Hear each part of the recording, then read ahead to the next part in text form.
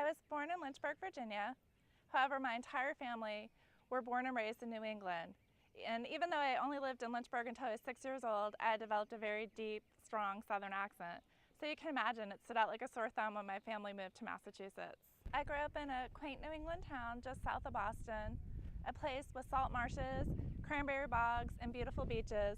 In fact, on a clear day, from our beach, you could see the tip of Cape Cod. I spent most of my summers riding my bike to the beach, spending hours combing the sand for beach glass, and spending warm, sunny, lazy days on my dad's boat. I loved growing up on the water. It made it very easy to be active in sports. I swam, I water skied, I ice skated. In fact, I played sports year-round and was even selected to try out for the Olympic field hockey team. Since I love sports and I couldn't imagine a desk job, I studied commercial recreation at Ithaca College in the hopes of working in a resort planning recreational activities. After graduation, I got accepted into Hyatt Hotels' hotel management training program, and it was really more of a business focus, which I actually learned to love, and it actually set a great foundation for my career path. During this time, I worked at the Hyatt Regency Cambridge, the newly opened Hyatt Regency Reston, and then finally at the Grand Hyatt in Washington, D.C., and I've been in the Washington, D.C. area ever since. I really liked working on the hotel side, but the hours were just really long, and being in my early 20s, I was really looking for that balance between my personal and professional life. So I decided to try the association side and started at the American Bankers Association and worked there for about 7.5 years, really honing my meeting planning and program management skills. And as my career progressed, I went on to America's Community Bankers, and then from there I went to Association of Women's Health, Obstetric and Neonatal Nurses. And this really was a pivotal time for me, both personally and professionally.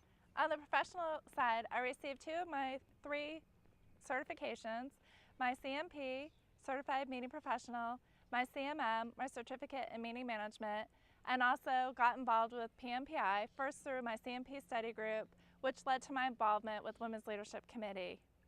On a personal side, the day I took my CMP exam is actually the day I met my husband, so you could say I passed a few tests that day.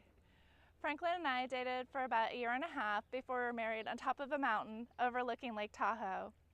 Franklin's a lieutenant colonel in the Army, and he was, a year after we were married, he was actually deployed to Baghdad, Iraq. And so during his deployment, this was a really difficult time for me. And I kept myself busy by immersing myself in PMPI activities and usually being the last one to leave the events because I didn't want to go home to an empty house. And this is one of the main reasons PMPI is like family to me. They were so supportive during this difficult time.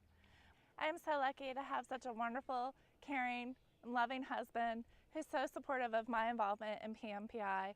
From day one, he's been there to accept awards on my behalf when I haven't been able to be there, to give acceptance speeches, and I've even been told made women cry in the audience. He comes to events and passes out my business cards. He helps promote our events on Facebook, and even will write a kind note to those he's met after the events. Franklin has definitely helped me find that balance in my life. He continues to challenge me and push me both personally and professionally. I've received my CAE designation and trained with him to run our first marathon, 26.2 miles, and now I have him by my side as I start my term as PMPI president.